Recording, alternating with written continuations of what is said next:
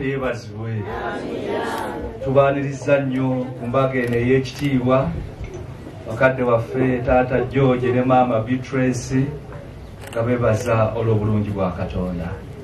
Mukama yebazibwe tubaniriza nnyo. Kaakati abagole kabatuuke tugende mu maaso. Waliwo oluyimba olwo kikakafu nnyo, Yesu wange, kubanga abadde Yesu abatuusiza olwaleero. Abagole bajja bifo byabwe.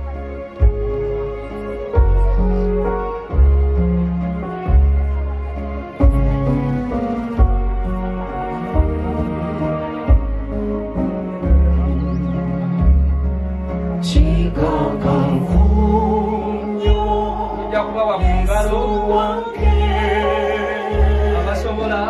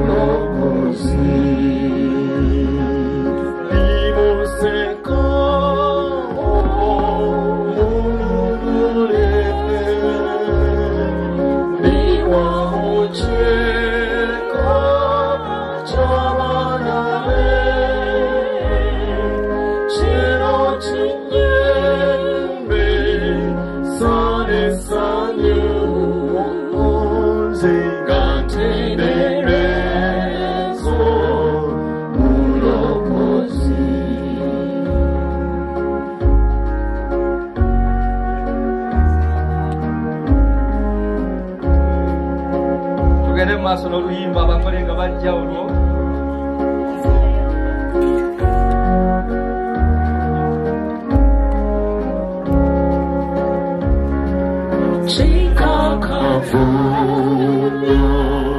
Yesu wange ekitiibwa kye akipate omwoyo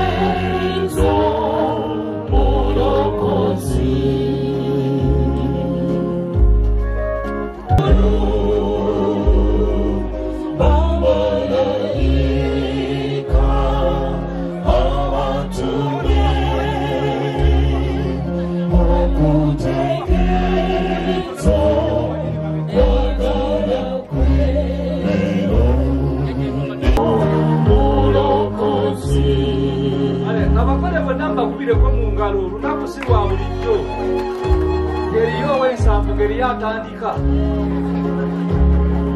sibusabusa ewadeyo waimane Yesu namireme zeineneke yomukulu okwagala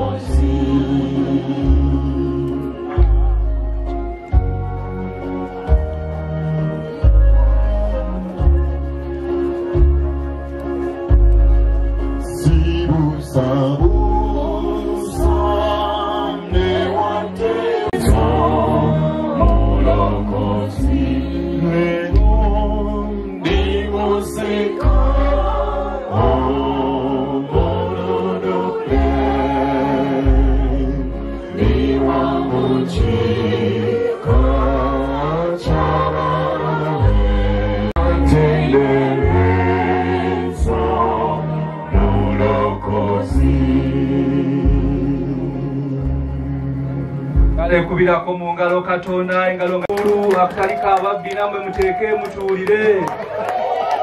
Haleluya, haleluya, gobererenga y'amaanyi. Haleluya, haleluya, haleluya, haleluya.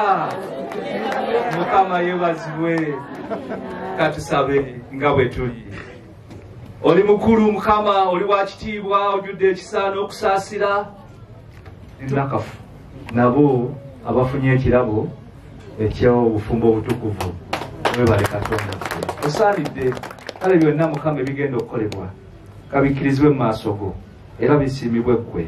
Ate naffe Mukama abali wano enjiri ng'ebuulirwa katugikkirize tuweebwe omukisa n'okusaba kwonna okunaasabirwa abaana bano era kabuviirimu omukisa mu nnya lya Kitaffe n'Omwana n'Omwoyo Omutukuvu. Kambasabe tukkakkane.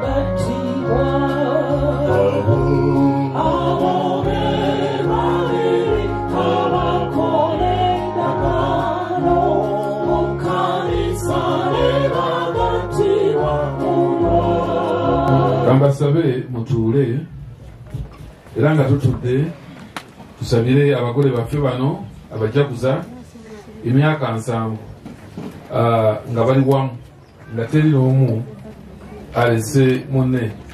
Olwekyo mbasabire era naffe tusabire buli omu otuulye emyaka gyo bannaffe bano batandise lwaleero. Olwaleero tuwezezza emyaka 24 kuba twagatibwa 21 21 April 21 naffe tujaguza.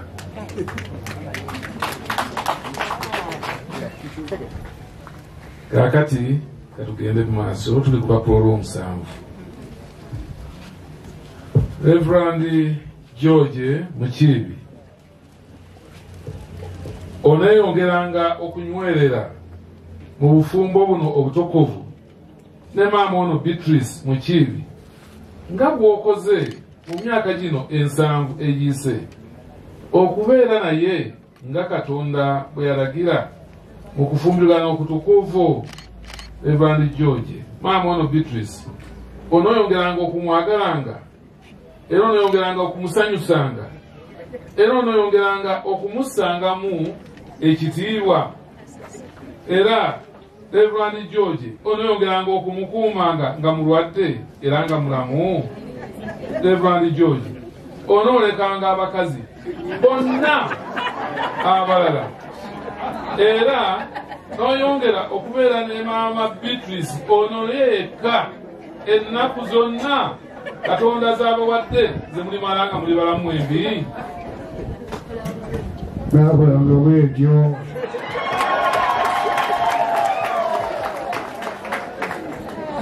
Maama Beatrice Mukiibi onooyongeranga okunywereranga mu bufumbo buno obutukuvu ne Reverend George Mukiibi nga bw'okoze mu myaka gino 7 egiise era maama Beatrice onooyongeranga okubeera ne Reverend George Mukiibi nga Katonda bwe yalagira mu kufumbirwano okutukuvu.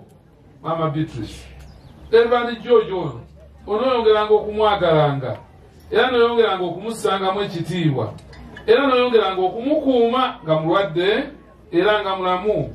Maama Beatrice Mukiibi oneeyongeranga okulekanga abasajja bonna abalala n'obeera ne Reverend George Mukiibi ye yekka ennaku zonna Katonda z'abawadde ze mugenda okumala nga muli balamu embi. Nakolanga bwetyo.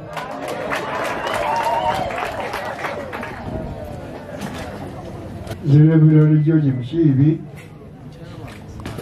mukyala wange nja mwagala nnyo. Mukiibi nja mwagalanga nnyo.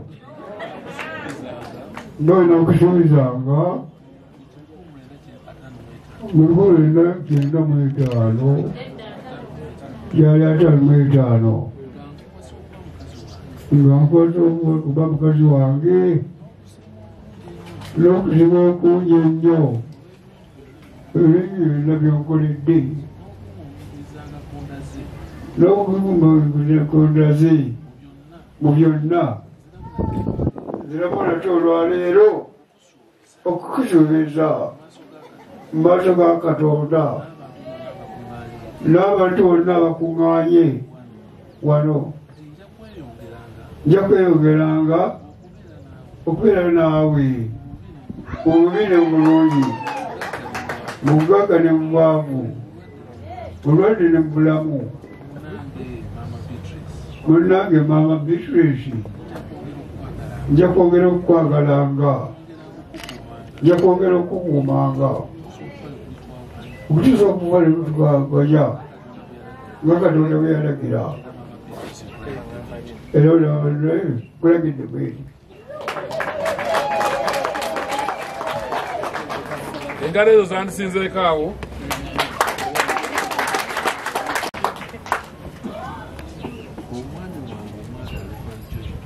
Omwami wange omwagalwa Reverend George Mukiibi nga bwe nakusuubizanga mu 1955 nga nkufumbirwa okuba bazee wange n'okusiima okungi nnyo olw'ebirungi byonna byonkoledde n'okunkomiikiriza kwondaze mu byonna. Nziramu nate leero okusuubiza amaaso ga Katonda n'abantu bonna bakuŋŋaanye wano nti nja kweyongera okubeera naawe mu bubi ne mu bulungi, mu bugagga ne mu bwavu, mu bulwadde ne mu bulamu. Munnange Reverend George Mukiibi nja kwongeranga okwagalanga, nja kwongera n'okukuumanga nja kwongera okuwuliranga okutuusa okufa lwe kuyitwawukanya Katonda nga bwe yalagira. Kale Reverend George Mukiibi kulayiridde bwekyo.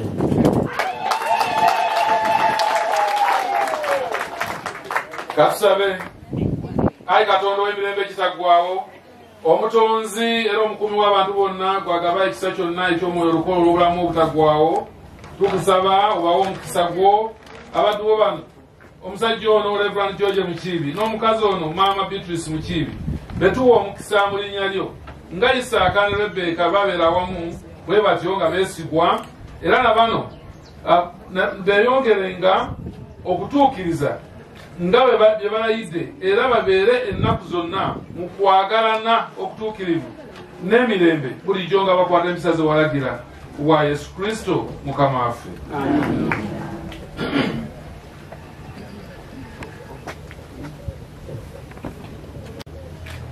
Tweyongera okusaba Katonda kyeyagatta awamu omuntu yenna tendaatalanga okukyawukanyanga, kubanga Reverend George Mukiibi ne Maama Beatrice Mukiibi bazzeemu okulayiragana bwe bati, era nnyongera okunyweza ndi bano ye musajja Reverend George n'omukazi Maama Beatrice Bamukiibi abongedde okunyweza ebirayiro byabwe byonna olwaleero mu linnya lya Kitaffe n'Omwana n'Omwoyo Omutukuvu. Amiina. Katonda Kitaffe, Katonda Omwana, Katonda Omwoyo Omutukuvu, Reverend George ne Maama Beatrice Bamukiibi, Katonda oyo abawa omukisa, Katonda oyo abawonye, Katonda oyo abakuume, Mukama abasaasire, Mukama abatunulire n'ekisa kye, era abajjuze bw'atyo n'omukisa gwonna ogw'omwoyo n'ekisa. Reverend George Mukiibi ne Maama Beatrice Mukiibi, kale mubeerenga bwe mutyo wamu mu bulamu obwakaakano, era mbira ebigenda okujja mubeerenga n'obulamu obutaggwaawo. Amiina. Mweyogeyoge. Congratulations.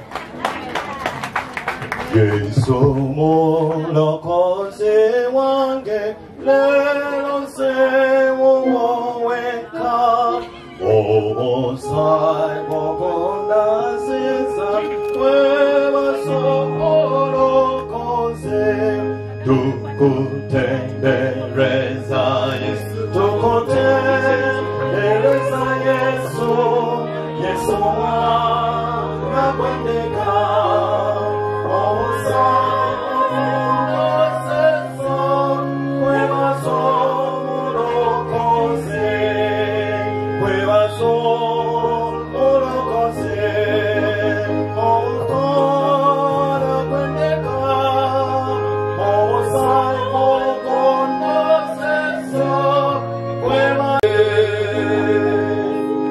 Mukama yebazibwe, bebaza taata ne maama balayidde mu ngeri etali mulundokoobyo. Tewali golongoto wadde olukido. Kale Katonda yebazibwe nnyo bannaaye. Mukama yebazibwe. So taata Bishop Moses akusaba tuyimbe ennyimba ez'ebibiina Fathers Union, Mothers Union nga gyemizinga gye tukubira abawanguzi abo abazira mu maka, mu bufumbo, mu buweereza. Kale kambasabe tuyimirire. Fathers mujje wano taata abalabeko nga we muli. Yesu abakristaayo abasajja twesoboddeyo naffe mu kibiina kyaffe Fathers Union abafumbo twegatte muje bagidala mugatibwe wano mu kanisa mubeserere mu Yuda empisa ze zalinuki era yali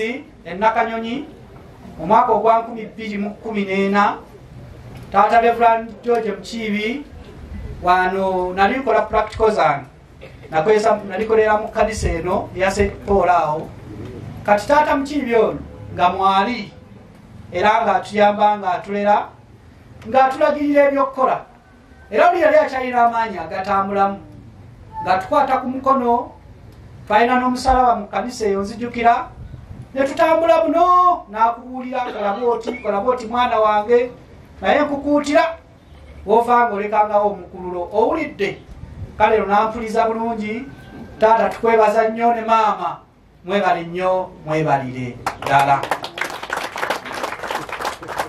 baweereza ne bawummula ne bajja mu maka muno naye nga tebaliiko kamogo tebaliiko bulongoto yenna era nga baagala nnyo abaweereza ng'owulidde musumba ono ayogera era lumu batumako Kano Kigunda oyo mu kanisa ya Zimbe ne bakwatagana bulungi obanga ani atwala munne naye kale Kano yagamba temumpa mubuulizi ninayo ekyuma kyange eyo ne bakola omulimu mu kanisa ya Zimbe abakadde ababiri abo ne Katonda n'aweebwa ekitiibwa twagala nnyo okwebaza Mukama maama mwebale nnyo mwebalire ddala maka gano tugajjamu ne gatwaniriza ne gatukola bulungi kale n'olw'ensonga eyo kkiriza ese omukadde wange nebaza abaana mu nnyumba eno muyimirireeko tubeebaze balabiridde bulungi nnyo bazadde baabwe muyimirire abaana ba taata ne maama Mukiibi mwe abaana b'omwawule muyimirire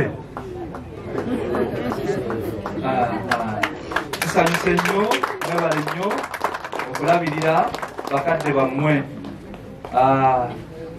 mubawadde omukisa okusobola okulaba nga babeerawo nga tebajjula njala kwebaza n'abazzukulu abazzukulu sebo mwe muli n'omusumba oyo Reverend Juliet Kansiime abazzukulu muyimirireeko mwetunula eno mbalaba mwebale nnyo mwebalire ddala okubeerawo ate kulwa bakadde baffe mwebale nnyo mwebalire ddala Mukama yeebazibwe sebo bano abakatuuka naye gavana Rosette naye nga Ssaabakuŋŋaanya w'ensimbi ez'okuzimba Lutikko era buli bwatunulira mulaba mu ssente ate omukuza wa Lutikko ate era ssebo n'omukulu omuko omukulu wano mwami Nkayivu osanyuse nnyo okulaba ate era mmemba mu Lutikko Mukama yeebazibwe batusanyuse nnyo okubalaba tubagaliza ekisa kya Katonda nammwe mujja kumalako kale Katonda yeebazibwa kubanga emyaka 7 si gya myaka ne gya bufumbo kale Katonda yeebazibwe nnyo tusanyuse nnyo okubalaba Reverend Kalisa Bestman yagaddewo ali mabegaawo ye Bestman atta Mukiibi tusanyuse nnyo okumulaba ne ba metro ne ba Bestman abagole mwenna entrojo tujaniriza Mukama bawo omukisa Yesu byonna abimanyi atwala yeka munkubo setagamo kolembeze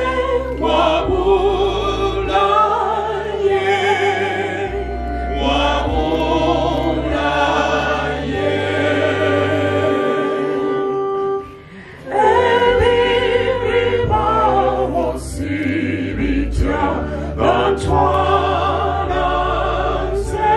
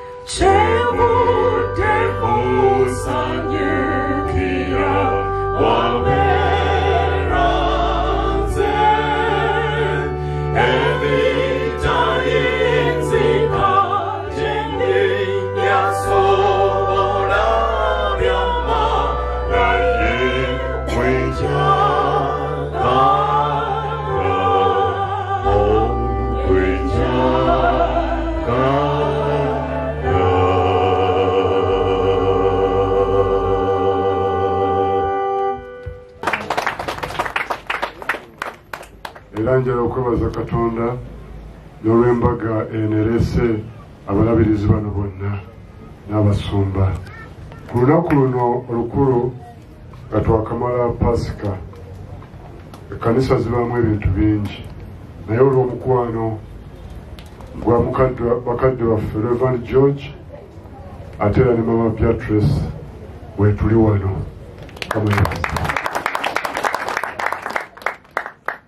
Mama Margaret Naggayi Kazimba batumidde waliwo ne famire yaffe bonna babatumidde ate era nsanyuse n'olw'abagole bano Bassemakula nabo tusanyuse nnyo okubalaba nammwe kama kitukoledde ate mpulidde erinnya lya Nakafu ne ŋŋamba otyo akati awo nga ffe bamugalwa awo naffe tufunye we tuyingirira ate mu ngeri y'enjawulo bino nja kulinda obimalire ddala bulungi ate ndyoke nkole olukyala olunayogera ku b'empindi ate n'olugave kamayozi naye bannange olunaku nga luno era ndeeta okulamusa n'okwebaza Katonda lwa chaplain wange Reverend Johnson Kansime twandibadde naye wano bambi naye Mukama yayise best man we nasuuti ku kati bagenzi best man chaplain wange oyo Reverend ono Reverend Juliet wetukole emirimu kale buli kiseera mba mmanyi ebifa ku Reverend Mukiibi ne maama Reverend Juliet oyo ayagala nnyo bajjajjabe bano nnyo tayinza kumulaba era yampeereza obubaka bakwetaaga ate nga tulina eŋŋendo enkya n'ekyoppeeriyo tugenda mu Isirayiri nene ngamba wakiri tunagenda netwebazisa ate bambi okufiira olukwagize nagenda naye nina dangerous substitute wano chaplain Reverend Samuel Kanyike Musumba yamukubidde essimu Sumba Mubeezi w'Ekisugu St. Stevens Ekisugu sewebale kujja era ate nga naye alina obuvunaanyizibwa bw'amaanyi kubanga Mukama yamugondomulako ebirabo by'abaana kazibana baana bano omulundi gumu kale alimu okulera abaana abo mulimu gw'amaanyi era okwerekereza ebyo Mukama byakolera bamwagala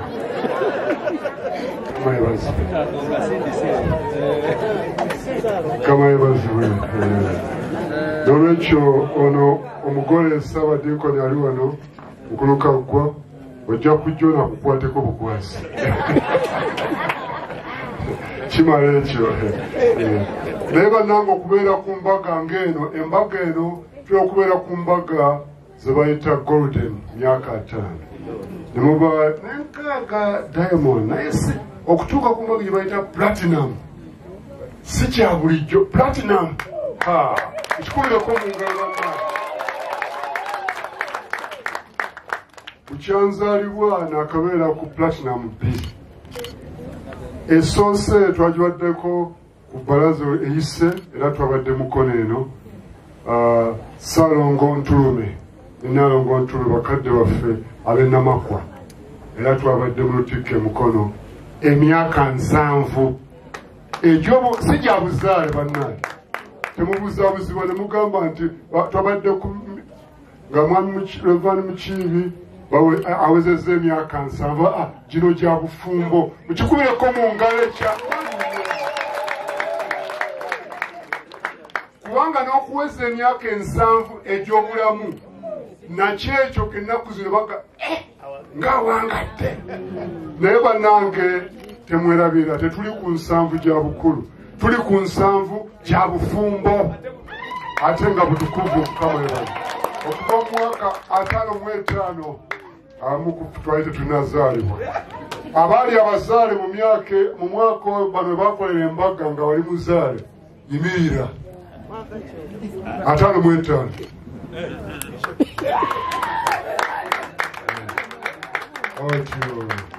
kale mubakubireko mu ngalo abo nabo Mukama yebaze namwe Mukama abawadde obulamu Katonda yebazibwe ebigambo byembadde ndowoozaako byebyo ebyokwebaza Dawudi bye yakozesa mu Zabbuli 126 nga bikozesa nnyo abawa okwebaza nga basimbye ennyiriri ku miryango egy'Isirayiri nga beebaza Katonda olw'okubayisa mu bintu ebinene.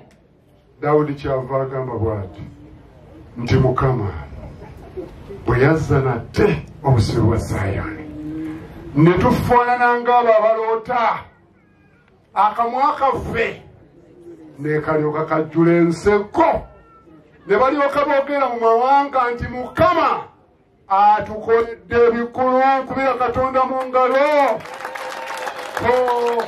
nti Mukama atukoledde ebikulu kyetuvudde tusanyuka.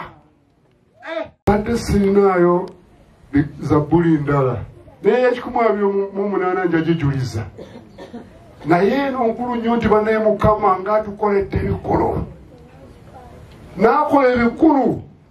Reverend George Mukiibi ne Mama Beatrice ne basobola okuweereza nga basomesa ngamba abasomesa b'ennoni era balina be basomesa. Waliwo wano Reverend Mukiibi gwe yasomesaako ezo tebaali bali saidi wali otyo. Aha, Mukama yebazibwe omukubireko mu ngalo olina omukisa. Ate ne bayingira n'obwawule ne bakola nze Reverend Mukiibi namusanga Kavumba nagendayo nga nina mukwano gwabwe twasoma Namugongo Reverend Aloni Mulondo Kyamagwa naye tugenda ejimbo ono nga yatwalayo nga musajja abasimaati buli kiseera ne mama oyo nga era bannange bano be baweereza naddala Mama Beatrice oyo n'oli metroni we mukyala Venerable Kawoya mukoddomi wange bannaggayi be yakanfumbira emyaka 40 naye bano be baakola emirimu bakyala b'abaawule abaafumbanga emiwumbo gy'emmere ne basiba empombo. Bano abakyala ennaku zino ababaawule tebamanyi ebyo wakati waliwo aba service provider abuuza service provider kigwe balonze olwo simwetaako baleeta omulala naye bano ebeekwatirangamu ne bafumba emiwumbo gy'emmere ne basiba agawumbo nga waliwo n'ekikata ekinene entamu neetuula kuli n'anyiga emmere batandika okufumba ssaawa nga 4 ez'ekiro ne kubirako Mama Beatrice yo mu ngalo bafumba emmere abo.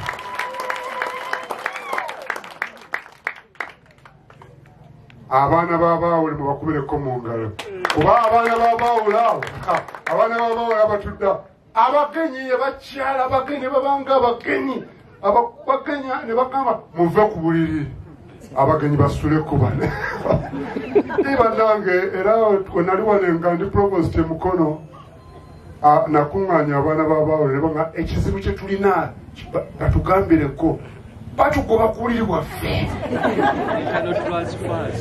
internal transfer batugoba ku buliri bwaffe buli kiseera era nakubiriza campaign ekiseera ekyo we nali nga ndi awo provost ey'abaawule okugula blanketi n'emifaliso egiri excess era we twaddemu okusigalwa awaffe bayongerako ngamba kaleka naye abaana b'abaawule bano abaakola na bano abagenyi nga balinga abagenyi ate abagenyi bagenda ne bapima olunaku lwe baguza akanyama ne bakira ddamu bungi kakati bano ne bagamba nti kakati baana baffe mugire supu eyo mukomyewo tugire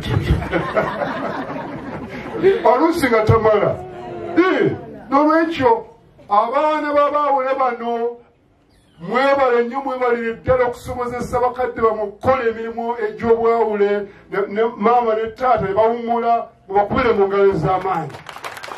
Ate ekirala abaana b'abaawule bano ne baagala bakadde baabwe n'abazzukulu nabo ne baagala bajjajja baabwe. Ekyo nno tokyebaliza Katonda. Twabadde mu Amerika ne Bishop wa Mono nono gwosulidde ddala muwala wono Julia Kasozi ono gye yabadde ddala ono uno ke kanyiriro kano kaliko Maama Beatrice mwebale okukuza abaana obulungi. Abalala tubadde nabo oli twali naye ng'akola ne Mwebesa twali naye oyo mu radio yaffe mukono wali Church of Uganda Radio Center oli twali naye oyo mu radio center oyo gwe ngamba mu radio center ya Andaboy waliwo amwogeza twali ffenna mu radio center mukono yakola nnyo emirimu abo mbabulire emirimu gye wakola ne mu PTR oyo mukubireko mu ngalo n'abalala bonna ennasuuti abo bonna abantu abakoze emirimu abaana abava wano baweereza Mukama yonna gye bali era nabano kyemwambi n'abali mu Amerika bonna gye tubasanga baagala Katonda. Ekyo n'otakyebaliza Mukama bannaye. Kale tuzze wano okwebaza Mukama olw'ensonga ezo nti kyetuvule tufaananga abagira ki akamwa kaffe ne kajjula ndabye muzeeyi Mukiibi awo neŋŋamba omusajja ono Katonda amukumye emyaka tomuze emyaka emeka agimanya emyaka gye oluusi ayongeramu katono naye nga era ssebo atava ku mulamu naye Maama Beatrice weebala okufumba munnange weebalire ddala weebala okuguma weebala okugubira zi transfer abaawule bannange tubali transfer zibaawo ate nga tulina kyazikolera kuba bwe buweereza era oluusi babishop batunyiigira nange wankyusanga edda n'ekiseera kyatu kati nga nze nkyusa nga tolina kyakikolera kubanga ekireeta transfer wabaawo omwawummudde kati omuwaawummula ne bagamba onaavewana kati ate okukakkana nga waliwo n'omulala n'ayingira nga bambi tekigendereddwa n'olwekyo bannange mutusaasirenga oluusi mutunyiigira bwerere bwebintu weesanga bwesanze nga kizze naye nga sigwa kipulaninze ng'ate enkola ya Mukama keno naye maama n'osiba emigugu Mukama yebazibwe Maama Abisaagi Ssennoga twali wali balirwana era naboogeddeko lw'omukaaga twabadde Mpigi natuziika muwala wa Kawaniya wa Ssennoga Ruth Mirembe nga Maama Abisaagi yagamba mukyala wange gwe muwala wange Nagga waate naye nga wange muzze okukola emirimu gy'ekkanisa gino naye weegendereze wokola nga weebalira kubanga nze omugongo guno gwolaba gwakutuka lwa miwumbo gya mmere ekyo ate nga bafumba kale Katonda yeebazibwe okuba nti owezezza emyaka 7 mu bufumbo ng'okyalabika bulungi ate nga nkulabye nga okyajjukira n'okuloola nkulabyawo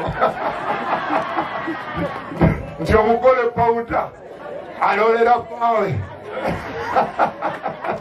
ng'oloolera mwami Mukiibi oyo Reveranda Katonda yeebazibwe nnyo naye bannange nammwe abazzukulu mulina omukisa mu Zabbuli 128 ebirungi aliraba abaana b'abaana be laba abaana b'abaana be akati bawano baweza 7 ate nabano ate ne batandika nabo obufumbo kakati mwe mulina ekyokuyabirako kyamaanyi nnyo ekikulu bajjajja nga bawezezza 7 muwala wange Nakafu nga womanyi munnange mu kika kyewaffe ekyab'empindi tebanoba alikuumira ddala omusajja oyo bulungi ddala Katonda yeebazibwe. Njagala okukola point 3 era nazoogeddeko ne ku bbalaza eno embaga bano gye bakola si yaabwe oyinza okugamba kuba bo ekyabwe wekiriba naye embaga ezino ze bayita zino embaga zi platinum naki si yaabwe bakikola lw'abaana baabwe n'abazzukulu baabwe naffe abalala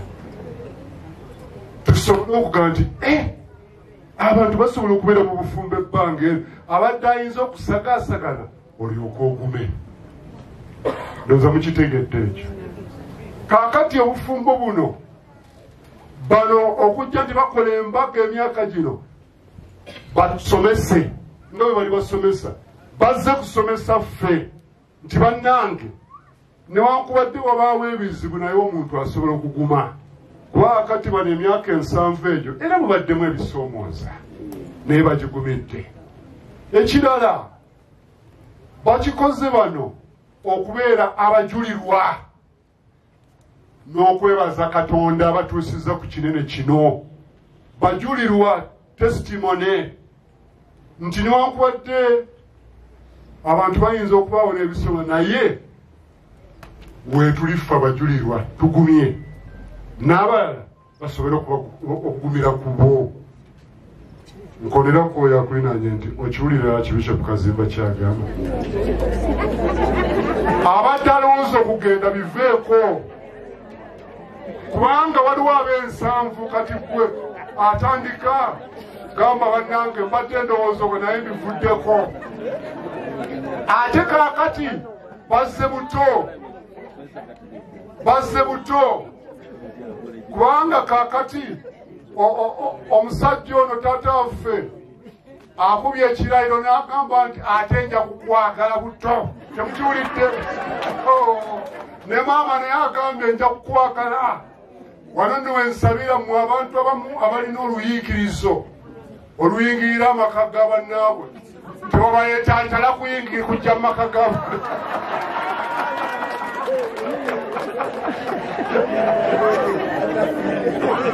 Nti omulaba otya omukazi oyo byatuleesa akanyiro kagende mukuba akaama mubiveeko. Azzeemu buto akubye ekirayiro tuyinza okutuusa okufa ne kugira ki ne kulitwawukanya. Nkulayiridde bwe ntyo mama byatuleesi weebale nnyo ne taata Mukiibi weebale okola endagaano eyo. Ekirala ekyokusatu kwe kwebaza Katonda nti Mukama agize eki atukoledde ebikulu kyetuvudde tusanyuka. Erife ffenna njala okubasaba bano we bajja bwe batyo baba ne message endala yeeno nti abantu bayiga okusonyiwagana.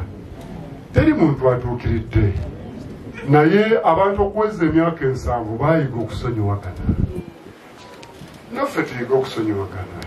Abantu okuweza emyaka 7 bayiga okwagalana, bayiga okwetikkiraganako emigogo, bayiga okulekeragana. Si buli kintu kyonna nti buli kiseera gwoba omutuufu naddala ffe abasajja buli kiseera ndowooza nzemu kirungi okuyiga okulekeragana nti ekyamazima nange leero mbadde mukyamu. Omanya okwenenya kw'abasajja si kwangu okwenenya kw'abasajja kutukaluubirira. Era nzijukira nga twakafumbirigano mu mwaka ogw'ekirala mwene waliwo awo naja nendabanga ekyamazima kaakati nze nsomeza naye kaakati nga twogeramu awo ne tuba nga tubyogerako ne mugamba owaayo ekyo kiveeko tugende ku kirala. Saagala kugamba nti onsonyiwe tunabeera ku ekyo kyokka twalyogeddeko noguleti naawe olimba naye ate weyajatiga onsonyiwe nga tuga period. Omuntu bwe muyiga ogwenenya mu maka amaka gatambula naye wogire empaka amaka tegagenda teri atuukiridde. Nolwekyo zino ze leesoni ze tuyiga okusonyiwagana, tuyiga okwagalana, tuyiga okulekeragana. Amaka gano Yesu yagabaddemu. Kaakati nammwe ze leesoni ezo ze mugenda okuyingira ku bano. Ekisa kya Katonda mu byonna Mukama bakuume mu Bakolinso ekisooka essula 13 bwe bubaka obwo okwagala kugumiikiriza, okwagala tekusibawo kubi ku mwoyo, okwagala tekunoonya byakwo. Okwagala kikulu nnyo ensonga ey'onkulu. Okwagala okwo ate nga kwe kwagala okwa Yesu kwennyini. Njagala okusoomooza abantu abazze wano. Omanye abantu baagala nnyo emikolo. Wayinza okuba nga ozze wano naawe ozze ku mukolo guno naye nga togattibwanga ate ng'omuntu omulina awaka. Kakati era oddeyo nga bwe wazze nkoleraku oyo akulinaanye bw'aba alina omuntu awaka mugambe toyotantala n'oddayo nga bwe wazze jangu we wandiise bagende bakole ku mbaga yo bannaabe. Muleke bannaabe mulimu abamu mubuuza ono wamugatta nkyamwetegereza. Kwetegereza kuli kwaddyo mwetegereza ono omwetegereza n'olukyakya mu kigere wansi kiki weetegereza ekitaggwa. Ate njagala okusaba mwe abakazi abali wano bayingira amaka ga bannammwe muveemu gaveemu mutewammwe lwaki mulumba amaka g'abalala. Kabagambe katanenewona Dr. Sewanyoni ndaba omwagaziini ono aliko n'akaseko mukuumye bulungi. Bane Mukama bakuume abantu abakulu nga bano tetuwangala na bigambo batwetaaga basobole okugenda okumalako omuhanemuuni. Mukama abaye nammwe.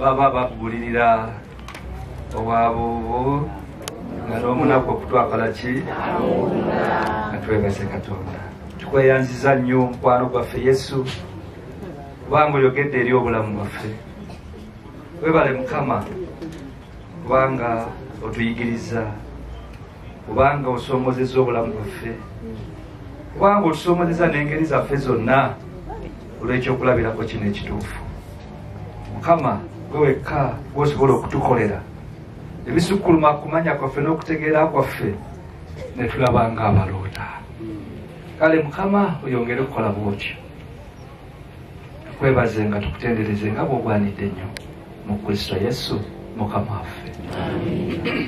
Kuba,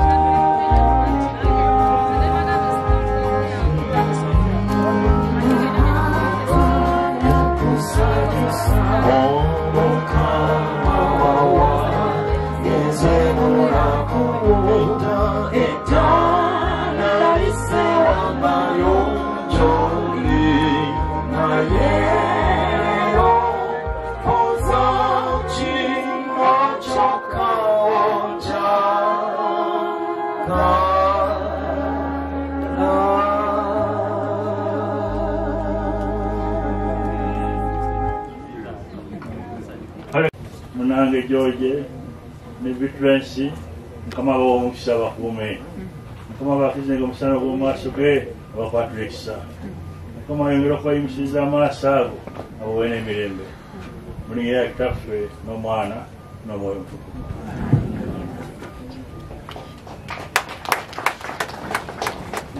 Kale katoyongera okusaba kama abeere namwe ekitiibwa kiranya okwebaza ebyo byali katonda ayinza binakitaffe omugulu kubanga gwe mikisa kye ekiterageka awaayo omwana omwe ye Yesu Kristo okugala obutaana bwaffe. Fena Yesu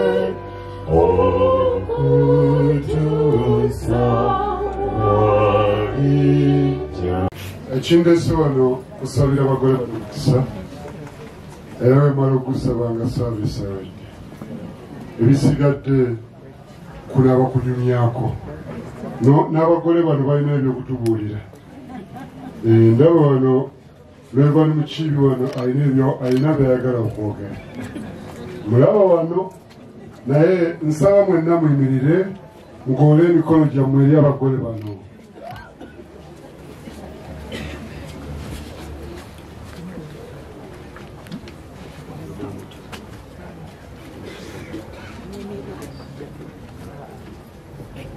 Mukama tukwebaziza nnyo olw'abagole bano emyaka 7 mu nfumbo beddu si kintu kya muzannyo nga n'omuntu okuwangala emyaka 7 bagamba awangadde naye gino gya bufumbo.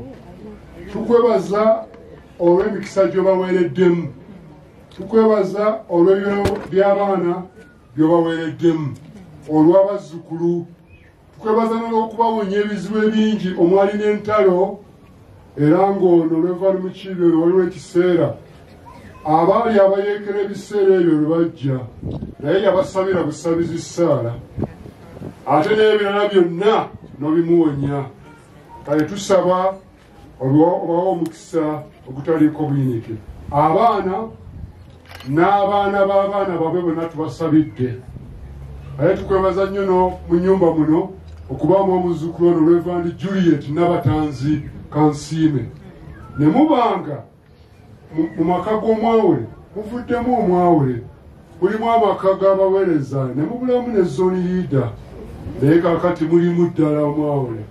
Tusaba obawa omukisa n'emirembe gya Katonda ekisinga okutegeera kwonna gikume emitima gyammwe n'amagezi gammwe mu kumanya n'okutegeera Katonda kitaffe n'omwana wa Yesu Kristo n'omukisa ogutaliiko buyinike n'akatono ogwa kitaffe ayinza byonna omwana omwoyo mutukuvu n'omukisa ogwa kitaffe ayinza byonna omwana omwemutukuvu omukisa ogutaliiko buyinike omukisa ogubakuume gukume abaana bammwe n'abaana b'abaana bammwe guleme okubavaako emirembe n'emirembe amin.